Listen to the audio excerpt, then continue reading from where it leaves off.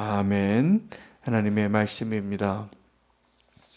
하나님께서 예루살렘의 그 멸망의 때에 선지자도 보내시고 그 예루살렘을 멸하는 대적을 함께 보내시는 것을 보게 됩니다. 여기에는 하나님께서 그 예루살렘을 새롭게 하고 예루살렘을 향한 진정한 구원을 베풀기 위하여 무너져야 할 것들을 무너뜨리고 새롭게 세울 것을 세우기 위한 하나님의 큰 계획 가운데 있었기 때문입니다. 우리는 하나님과 동행하면서도 여전히 하나님만을 온전히 의지하기보다는 내가 정말 의지하는 마지막 보루가 다 있는 것 같습니다. 하나님께서 정말 우리가 하나님 앞에 믿음으로 서고 우리가 그 믿음의 성장과 또 주님을 더 알아가는 그 믿음의 여정 가운데 있지만 정말 하나님의 때에 주님이 우리에게 원하시는 것은 마지막에 다루는 그 마지막에 남은 무언가가 있습니다. 그것을 잘 헤아려서 우리가 무엇에 대하여 절망해야 하고 내가 무엇을 의지하는가를 잘 기억할 수 있으면 좋겠습니다. 하나님께서 그 예루살렘을 향하여 그 예루살렘을 다루실 때 마지막 방법이었던 것 같습니다. 그래서 이 예루살렘을 무너뜨리기로 작정하신 것입니다. 이전까지는 예루살렘을 어떻게 해서든지 기다려주고 보호하고 원수들로부터 지켜줘서 히스기야가 그렇게 기도하면 랍사게가 아무리 모독하고 사네립이 아무리 침략을 해도 갑자기 하나님 도우시는 것이죠. 그러면 또 다른 전쟁의 소식이 와서 그들이 포위되어서 곧 굶어 죽을 수밖에 없는 그때에도 그 위기를 극복할 수 있었습니다. 그러나 결국 이 예루살렘이 멸망을 당하는 때에 그 멸망당하는 그 모든 모습을 이 예레미야 선지자는 그것을 보았습니다. 그들과 함께 했습니다. 그리고 그들 앞에 끝까지 하나님의 말씀을 전하는 그 일, 또 더불어서 그들을 향하여 눈물을 흘리고 탄식하는 것이 그 선지자의 사명이었습니다. 오늘 그 선지자가 눈물 흘리면서 자기의 마음을 뭐라고 표현하냐면 성벽으로 비유해요. 18절에 보면 성벽에게 그렇게 그 눈물을 흘리며 너희가 그렇게 울게 해달라고 기도합니다. 18절에 그들의 마음이 예레미야 2장 18절 네. 주를 향하여 부르짖는 딸 시온의 성벽아 너는 밤낮으로 눈물을 강처럼 흘릴지어다 스스로 쉬지 말고 내 눈동자를 쉬지 말지어다 라고 예레미야 애가의 2장 18절에 이렇게 기록하고 있습니다. 성벽에게 소망하여 그렇게 눈물 흘리게 한 것이죠. 근데 그들이 이 성벽에서 성 안에서 죽어갈 때 그들이 어떻게 비참하게 죽어갔냐 하면 그 여인들이 자기의 자녀를 잡아먹습니다. 그 정도로 비참하게 아주 굶주린 가운데 있었던 것이죠. 그들의 제사장과 선지자들은 죽임을 당하고 그들의 늙은이와 젊은이는 다 길바닥에 엎드러지고 내 처녀들과 내 청년들이 칼에 쓰러지고 그들의 그 비참한 모습들을 이 예레미야는 다 보았습니다. 하나님께서 이 예루살렘 성을 이렇게 치실 때에는 하나님의 의도가 있습니다. 우리의 남은 모든 것들이 그 소망이 다 사라지는 모습을 보게 하는 것입니다. 저 자신도 그런 적이 있었고 많은 믿음의 사람들 하나님께서 한 믿음의 사람을 정말 하나님의 특별한 부르심 가운데 있을 때 하나님이 시험을 하십니다. 하나님 우리에게 일반 은총을 주셔서 우리에게 필요한 것들이 많이 있죠. 우리가 먹고 살기 위해서 필요한 것 아니면 또 우리가 아주 누리며 소소하게 기쁨을 누리는 것들이 많이 있습니다. 우리가 취미 생활도 하고 그 모든 것 다 하나님 주시는 은혜입니다. 근데 하나님께서 우리에게 네가 정말 무엇을 의지하고 지금 살고 있는지를 확인하고 싶어 하실 때가 있습니다. 우리도 잘 모르는데 내가 정말 의지하던 것들이 있습니다. 제가 우리 탄자니아의 김현식 선교사님의 간증 가운데 제가 참 잊지 못하고 참 귀하게 생각하는 게, 하나님의 다루심을 이 선교사님이 경험하신 그 경험들이 저는 하나님이 그 선교사님에게 주신 참 축복이다 이렇게 생각이 들고, 그 선교사님의 사역이 일어났던 때가 바로 그 선교사님이 의지했던 것이 다 사라져 버렸을 때라는 그 간증이었습니다.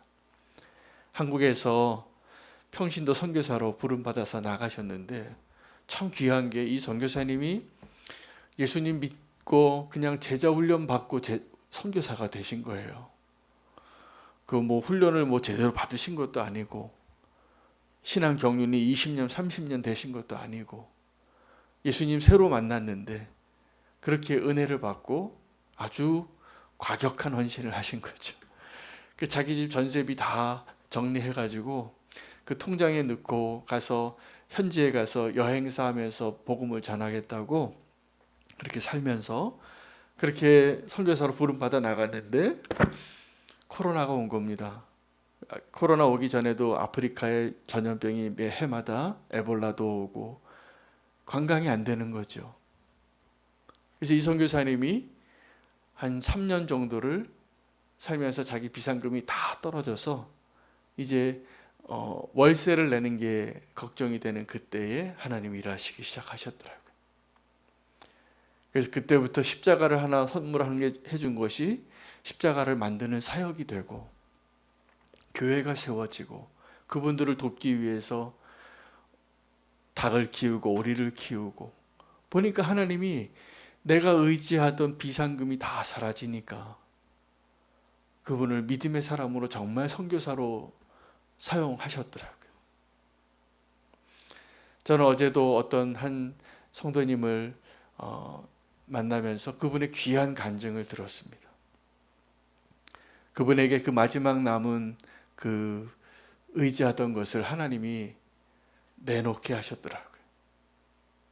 그래서 그것을 다루시고 하나님이 지금 일하고 계시는구나, 지금이 바로 그 은혜의 때구나.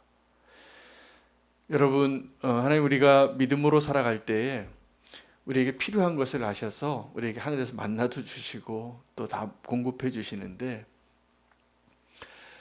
우리가 정말 내려놓아야 할 것을 내려놓지 못해서 하나님의 은혜를, 그 풍성한 은혜를 누리지 못할 때가 훨씬 많습니다. 여러분, 믿음으로 산다는 것은 하나님을 의지하는 그 삶을 온전히 경험하는 것이 믿음으로 사는 것입니다.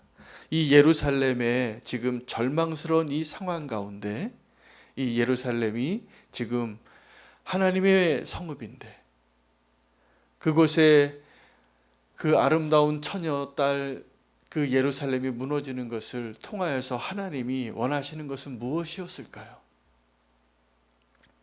너희가 의지하는 것, 그것을 내려놓고 오직 나만 의지하라는 것을 가르쳐 주기 위한 것이었습니다. 이 예루살렘이 무너질 때 그들이 소망이 있었어요. 남겨놓은 소망, 마지막에 의지하고 싶은 것, 그게 애굽이에요. 이 바벨론이 쳐들어오니까 이 바벨론의 그 칼에서 우리를 건져줄 자를, 하나님을 찾아야 되는데, 이 바벨론의 칼에서 우리를 건져줄 유일한 소망은 애굽이다. 그 생각을 한 것이죠. 여러분, 우리에게 정말 마지막 남은 마지막 보루가 무엇입니까? 하나님께서 모세를 언제 쓰셨습니까? 모세가 하나님 택한 사람이에요. 태어날 때부터. 남자아이는 살아날 수가 없는 그 시대에, 그 시기에 그 아주 바로의 미친 결정 가운데 모든 히브리 남자애들이 너무나 많아지는 것을 막기 위해서 모든 남자는 다 죽이라고, 그때 하나님이 건지는 아이를 보내신 거예요. 모세는 원래 택한 사람이었어요. 태어날 때부터. 모세가 태어나서 생존한 것 자체가 기적이죠. 예수님께서 태어나신 것 자체가 기적이죠. 원수들이 그 삼키려고 그 여인의 아이를 삼키려고 강물을 보내서 삼키려고 할 때 하나님은 그것을 건지시고 하나님의 때에 하나님의 방법으로 모세를 사용하시고 예수 그리스도께서도 그렇게 마지막 공생애를 걸어가실 수 있었던 것이죠. 여러분, 우리는 모세와 같이 서 있을 때가 많습니다. 내 힘으로 하나님의 일을 하고 싶고 내가 의지하는 무언가로 하나님께 기쁨을 드리고 싶을 때가 많아요. 근데 하나님은 어쩌면 지금 기다리고 계세요. 우리가 그거 포기할 때까지. 그래야 하나님이 일하시고 하나님의 역사가 일어나기 때문일 것입니다. 이 예루살렘의 지금 멸망은 선지자의 눈물을 통하여 이 선지자가 하나님의 마음으로 웁니다. 그래서 성벽을 향하여 너희가 울라고 말할 정도로. 이 예루살렘 안에 있는 이스라엘 사람들은 그 하나님의 매를 맞으면서도 하나님께로 나아가야 되잖아요. 원래 하나님의 백성인데. 그런데 우리가 예루살렘 성의 백성들처럼 믿음으로 살고 있는데 우리가 고난을 당할 때 어디로 피하고 어떤 소망을 가지고 주님을 바라보는가 한번 생각해 보아야 합니다. 하나님께서 우리를 징계하실 때 여러분 우리가 정말 소망하는 것은 어떤 겁니까? 하나님이 치시는 이 매가 좀 빨리 줄어들고 사라지기를 바라는 거예요. 그래서 우리의 기도는 하나님 이게 너무나 고통스러우니까 이거 10대 때릴 거 3대만 때리고 좀 그만 멈춰주세요. 물론 하나님은 그 날을 감해 주신다고 했습니다. 하나님의 은혜가 있으니까. 하나님은 그 진노가 두려우면서도 우리를 사랑하는 부모님이시고 사랑하는 하나님이시니까 우리가 정말 죽게까지 그렇게 치시진 않을 겁니다. 근데 지금 이 예루살렘을 그렇게 혹독하게 다루시는 데에는 그들이 포기해야 할 것들을 끝까지 요구하시는 것이죠. 여러분, 우리가 하나님께 돌아오지 않는 이유는 아직도 충분히 절망하지 않아서입니다. 내가 의지하는 뭔가가 남아있으면 그것을 의지하고 있기 때문에 그것이 다 사라지기 전까지는 절대로 안 돌아오는 것을 하나님이 아세요. 탕자의 비유를 보십시오. 둘째 아들이 언제 아버지께로 돌아옵니까? 그 재산이 다 사라지고 나서야 그 정말 거지들이 먹는 돼지들이 먹는 주엄 열매를 먹으면서 그제야 나는 이제 아무것도 없을 때 두 손 펴고 주님 항복하고 주님께로 돌아올 때 하나님은 잔치를 벌이시는 것이죠. 아마 우리가 다 다르지 않을 겁니다. 그때까지는요 끝까지 내 힘 의지하고 내 방식을 의지하고 내 비상금 의지하고 사는 거죠.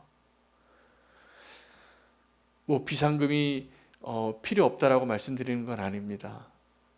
우리에게 그 비상금도 다 필요합니다. 그런데 정말 하나님을 의지하고 사는가?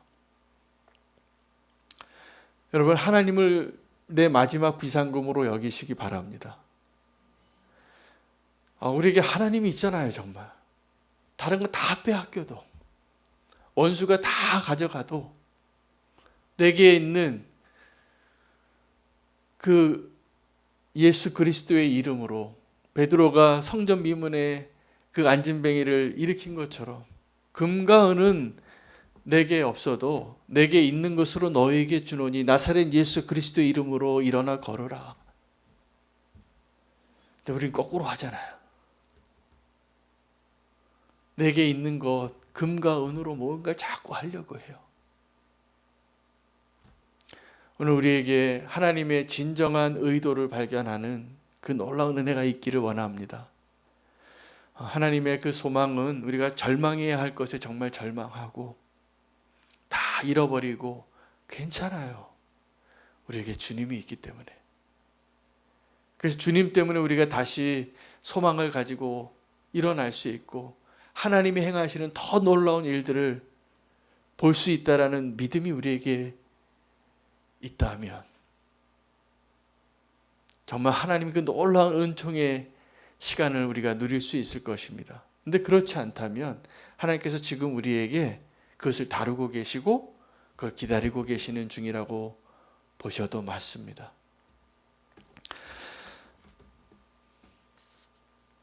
아직도 우리가 주님께로 돌아오지 않는 이 멸망당하는 마지막 때의 유다의 그 역사 속에 이스라엘 백성들, 예루살렘 성의 사람들과 같은 모습이 되지 않고 선지자의 눈물로 그 가운데 하나님을 의지할 수 있는 저와 여러분 되시기를 축복합니다. 오늘 내가 정말 포기해야 할 내 자아를 주님께 포기하시기를 축복합니다. 그 내가 의지하는 것, 하나님 아닌 다른 것 의지하며 살았던 것 한번 생각해 보세요. 그거 없어도 나는 살 수 있는가? 정답을 말씀드리면 그거 없어도 삽니다. 주님이 정말 나의 하나님이시라면. 할렐루야. 근데 우리가 그거 의지하고 살면 그거 없으면 못 살 것 같아요. 그렇지 않습니다. 이스라엘의 지금 문제는 하나님 외에 그들이 의지하는 다른 것 의지하고 살았던 것을 하나님이 다루고 계시는 것임을 우리가 발견하고 우리의 삶 가운데에도 우리가 의지하는 그 마지막 보루 오직 주님 되시기를 소망하며 우리가 믿음으로 고백하며 오늘 주님 앞에 서기를 소망합니다. 함께 말씀 붙잡고 기도하고 함께 기도할 제목은